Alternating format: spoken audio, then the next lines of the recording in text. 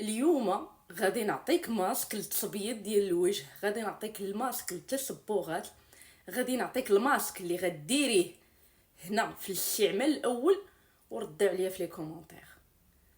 اقسم بالله حتى غتبهري بالنتيجه. ديريه، انا نعطيك المكونات راه عندك في الدار، عندك، ما تقوليليش ما عندكش في الدار. اللوبيه البيضاء هي هذه، كنطحنوها حتى كتولي طحين ونغربلوها حتى كتولي طحين بحال الفورس. كناخدو باش كنخلطوها بالليمون، كتقطعي الليمون وتعصري عليها وتخلطيه. شنو غنديروا ليها؟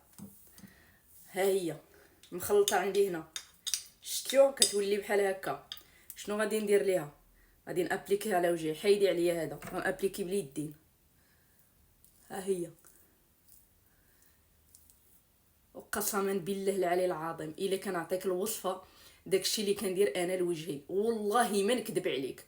شوفي كيف ما كانت النوع ديال البشره ديال، سواء دهنيه سواء ناشفه سواء حساسه سواء ما حساساش، ديري هذا الماسك اختي وجهي عافاك. الله يرحم لك الوالدين ما ديريه.